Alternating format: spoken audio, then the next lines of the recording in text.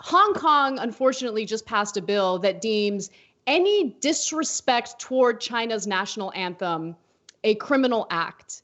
And this is yet another attempt to encroach on Hong Kong's semi-autonomous status.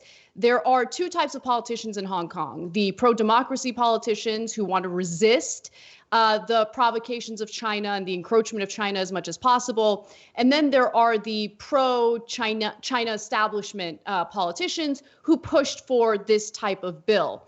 Now, the national anthem bill orders that primary and secondary school students in Hong Kong be taught to sing the March of the Volunteers, that is the national anthem for China, along with its history and etiquette.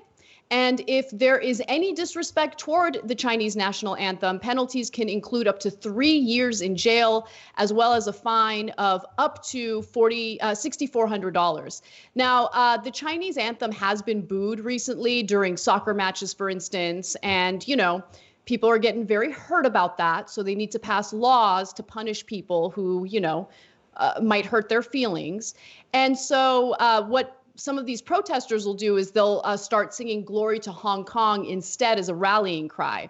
The move comes just days after Chinese authorities gave the green light to move ahead with a national security law, which the United States, Britain, Australia, and Canada, as well as international human rights groups, say will erode freedoms in the global financial hub. I just think it's hilarious that the United States, especially at this moment in time, has like any leg to stand on when it comes to violating the rights of anyone in any place in this world, right? Like, it's just, the Trump administration is a joke, especially considering how they've been treating peaceful protesters in our own country. But what I love about this story is how the pro-democracy politicians reacted to this bill, and you're about to see it in this next video.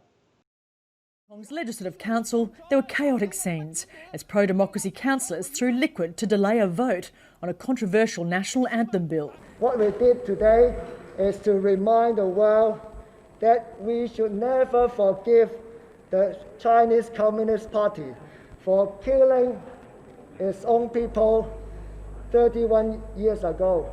So that was a reference to the 31st anniversary of what happened in Tiananmen Square. So I should also note that for the first time, China is not allowing a vigil to mark the anniversary of Tiananmen Square. And they're saying that it's because of coronavirus. Others think, no, that's not the case. They're doing it because this is what China does. So they threw a stink bomb and they said because it was the foul stench of this law and the Chinese tyrannical government that it would bring with it. Okay, that's interesting. No, I'm all for it. I love it. I love the resistance. Like, it wasn't just the stink bomb. It was the commentary, the speeches, the arguments by those protesting this bill. And I just wish we had that kind of strength, in the Democratic Party. But anyway, keep going. I'll tell a fun story about a stink bomb that I was kind of involved with when I was in elementary school for the members. This is part of the post game, but members get these videos first, and they'll get a little extra like that fun story. tyt.com/join to become a member. But now back to important stuff. So the U.S. says this is outrageous. How can China demand that their national anthem be respected? And by the way, of course, Colin Kaepernick should be banned from the NFL. Oops. I wonder if Drew Brees liked this new law from the Chinese in Hong Kong. Seriously, Anna's right. We have no leg to stand on. Tom Cotton literally talked about how the Chinese were so terrible in Hong Kong against protesters. And he said, I can't believe they used the military against them. And now he publishes an op-ed in the New York Times saying we should use the military against our own citizens.